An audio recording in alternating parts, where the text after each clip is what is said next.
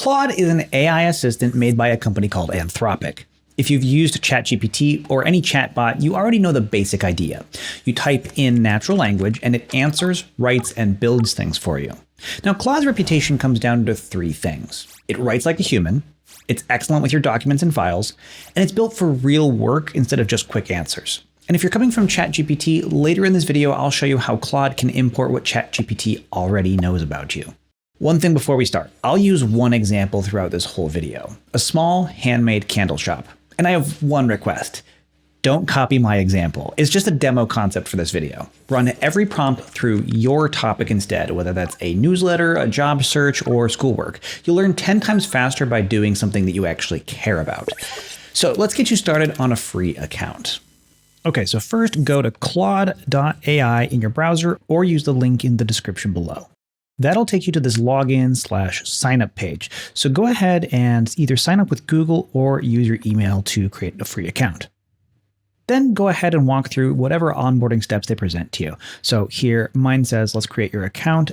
I need to agree to the terms of service, and I'm going to go ahead and skip the subscription to the promotional emails. We'll click create account. It asks for my birthday, so I'll go ahead and plug that in. And then we're presented with some pricing options. Now, I want to point out, Claude is free to start, and most of what I'll show you works on the free plan. There are a few paid plan options, and the cheapest one, Pro, starts at $17 a month, billed annually, or if you go for the monthly option, it's $20 a month. I'll tell you exactly when a feature needs a paid plan, and we'll upgrade at that time. For now, let's go ahead and use Claude for free. Next, you might be prompted to download Claude to your desktop.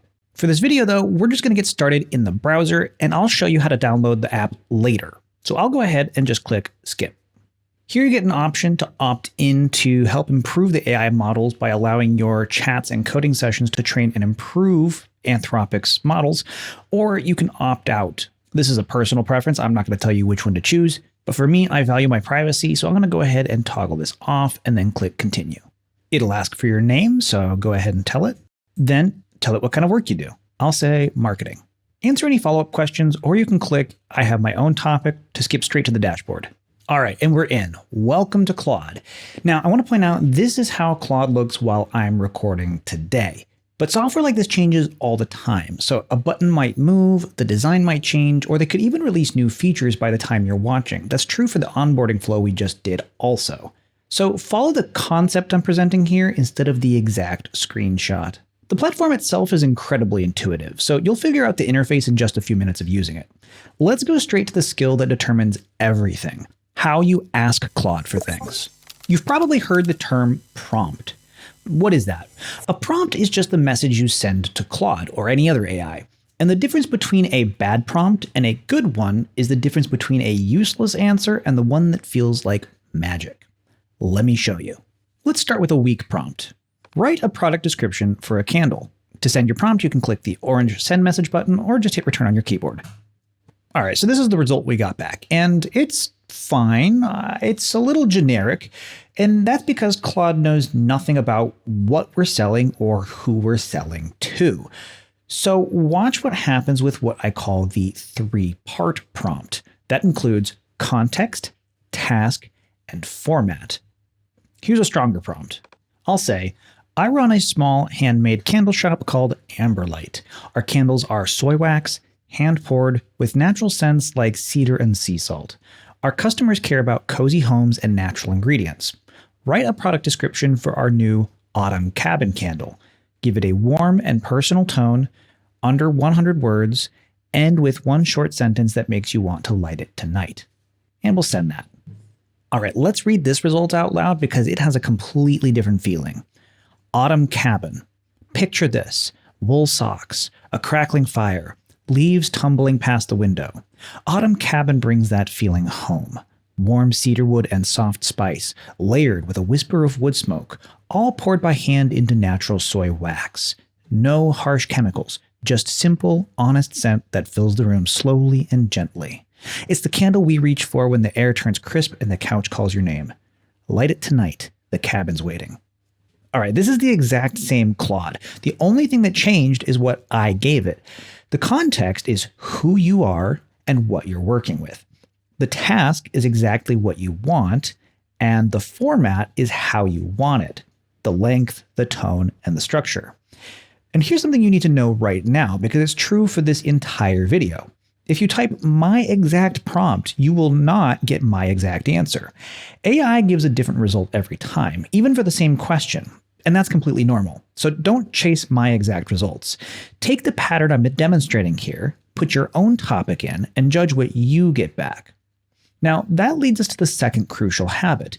Don't start over when the answer isn't right. Reply and refine. Claude remembers everything in the conversation. So let's say, great, but make it half as long and keep the mention that it's hand-poured. There we go. We have something that's half as long. Let me read it out loud. Autumn cabin, cedarwood, soft spice, and a whisper of wood smoke. Hand poured into natural soy wax to bring that first frost on the window feeling home. Light it tonight. The cabin's waiting. Ooh, that's really punchy. All right, so replying and refining is the real skill. Treat every answer as a first draft and then keep shaping it. So here's your first challenge of the video. Pause right now and ask Claude to write something about your topic, and then change it a couple times without starting over. All right, let's talk about models. Down here at the bottom right, you can see it says Sonnet 5 Medium, and if I click on that, we'll see a whole list of other models that are available. Granted, some are only available on the paid plans.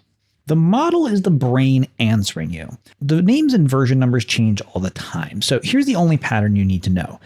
There's a fast model for everyday tasks and a more powerful model for complex work. It's like fast food versus a fine dining chef. One feeds you right away for cheap, but the quality can vary. The other takes longer and costs more, but it handles the complex meals, the special requests, and the occasions where the details have to be just right. So when do you actually switch models?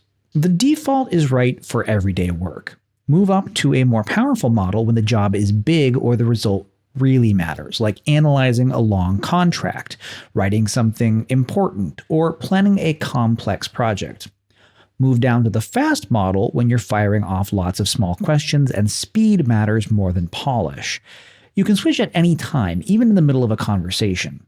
Right now, as I'm recording, Sonnet is the default model for most things. Haiku is a lighter weight model. Opus is a step up, and Fable is the top model available. Now, you might also see an effort setting next to the model. That's down here.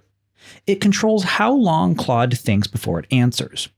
Raise the effort level for problems with many steps where the details have to be right. Leave it on the default for everything else. One practical note, the powerful model and higher effort both use up your usage allowance faster, which brings us to limits. Here's how they work. Every plan, free and paid, gives you an amount of usage that refills on a schedule.